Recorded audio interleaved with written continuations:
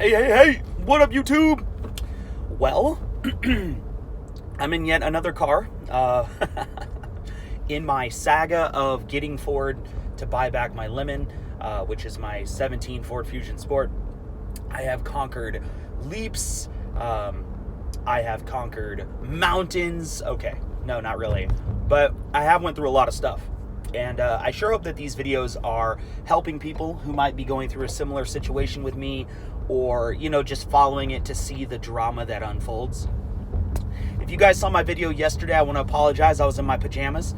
Typically, I'm a little bit more, better dressed than that, but I was taking my kids to school. What happened yesterday was the car started just abruptly losing power and shutting off. Now, this is a new issue. Before it was the motor, and then it was the motor again, and now it's, this weird electrical issue. To be honest with you, it was probably some tech didn't plug back in, or maybe it was they pinched a wire or something. The thing is, there's so many, computers in the car itself that if there was any issue anywhere with any of it, it may cause power outages to happen in the vehicle. Regardless, it's still not safe, and it's still rather frustrating. I got a hold of my RAV woman yesterday. Her name is Angela Buchanan, and I let her know. I said, hey, this is what's happening with my car. And she told me, take it into the dealer. If there's any problems, have them call me. We're going to go ahead and cover a rental. Now, the thing that worried me a little bit about this is that when you're going through the purchase process with a dealer or with a company like Ford, they want the car to be running when you give it back to them. So when you surrender, the car has to be in running shape. Well, the problem is that now with this electrical issue, it's yet another issue that I'm having that could possibly slow the process down. And I made that very clear to her that I don't want this to slow the process down. If it wasn't literally dangerous feeling, I would have just drove it, because like I said, I think I'm within about 8 days now of Ford buying back my vehicle, cutting me a check and doing their thing, and then me going off and choosing some other car. So, with that being said, what I don't want to do is I don't want to do anything to jeopardize that. So I go into Folsom Lake Ford yesterday, and I talked to the lease manager. Her name is Gail Blackwell, and Gail has worked at Folsom Lake Ford for like 20 years, right? Whenever a lemon law comes into Folsom Lake Ford, she handles the purchase of a new vehicle or a replacement, which is kind of cool, right? So I tell her what's going on. She's like, oh my God, I'm going to get you in a rental. So they put me in contact with this guy named Dave. Now, Dave is, I don't really know Dave's job title, but Dave pulled me into his office, and he showed me a wall in his office, and there were keys all over the wall. There had to be 150 sets of keys on the wall. And I go, Dave, do you run into this often? And he laughs, and he points to the wall, and he says, see that? All of those are Lemons, and Ford is in the process of purchasing them back. Now, I started looking at the tags. Most of them were the Ford Focus, the one with that dual clutch transmission that just blew up all the time.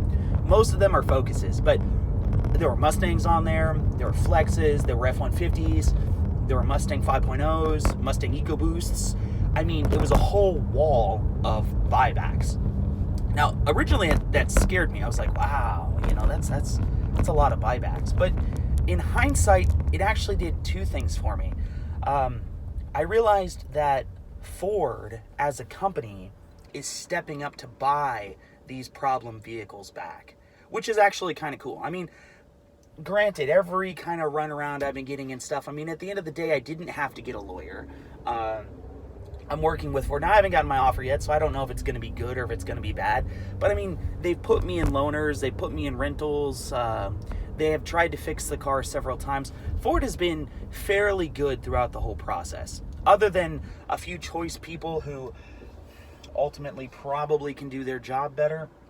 I really don't have any complaints about the process that Ford has. Now, he told me that he does the Lemon law, he does the repurchase, not necessarily Lemon, but repurchase of vehicles from, oh God, Are you still there? All right. All right. Okay. So he told me that he does the repurchase vehicles from Northern California up to Washington, through Oregon, all the way east as far as Utah. He says that every car, when Ford repurchases it, comes to Folsom Lake Ford in Sacramento, California, and they fix it and test it. So he says he drives all of these cars about 200 miles.